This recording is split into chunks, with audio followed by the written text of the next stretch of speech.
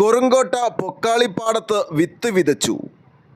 ചേരാനല്ലൂർ ഗ്രാമപഞ്ചായത്തിലെ ഏക ദ്വീപും തികച്ചും കാർഷിക ഗ്രാമവുമായ കൊറുങ്കോട്ട ദ്വീപിലെ പൊക്കാളിപ്പാടങ്ങൾ ഒരു കാലത്ത് കർഷക സമൃദ്ധിയുടെ ഒരിടം കൂടിയായിരുന്നു. പഞ്ചായത്തിൻ്റെ നെല്ലറയെന്ന ഖ്യാതിയും കൊറുങ്കോട്ടയ്ക്കുണ്ടായിരുന്നു. പൊക്കാളി കൃഷി കഴിഞ്ഞാൽ പിന്നെ ചെമ്മീൻ കെട്ടുകൾ സജീവമാകുന്നു. ഇന്ന് കൊറുങ്കോട്ട പൊക്കാളിപ്പാടത്ത് കൃഷി ചെയ്യാൻ താല്പര്യമുള്ളവർ കുറഞ്ഞു. കൂടാതെ കൃഷിയൊട്ടും ലാഭകരമല്ല എന്നുള്ളതും പൊക്കാളിപ്പാടങ്ങളിൽ നിന്ന് കർഷകരെ പിന്നോട്ടടിപ്പിക്കാൻ കാരണമായി. ഇന്നും പാടത്ത് കൃഷിയിറക്കാൻ താല്പര്യമുള്ള കർഷകർ മുന്നോട്ട് വരുന്നുണ്ട്.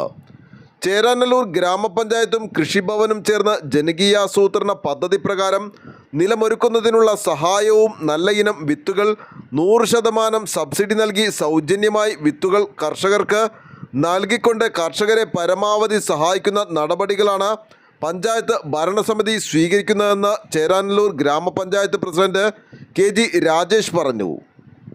വിത്തുകൾക്ക് സബ്സിഡിയും കൃഷിവകുപ്പ് മുഖേന ഹെക്ടർ ഒന്നിന് 10,000 രൂപ സ്പെഷ്യാലിറ്റി റൈസ് സ്കീമും ഇടപ്പള്ളി ബ്ലോക്ക് പഞ്ചായത്തിൻ്റെ ജനകീയാസൂത്രണ പദ്ധതി പ്രകാരം നിലമൊരുക്കുന്നതിന് കർഷകർക്ക് ഹെക്ടറിന് 24,000 രൂപ വീതവും നൽകി വരുന്നതായും കൃഷി ഓഫീസർ ജോത്സന M പറഞ്ഞു.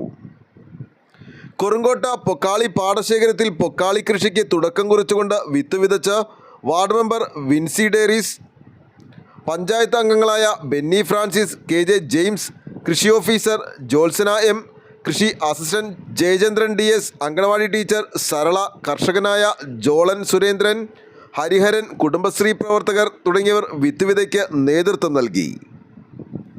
ന്യൂസ് ബോക്സ് ലൈവിന് വേണ്ടി സനൂപ് കളമശ്ശേരി.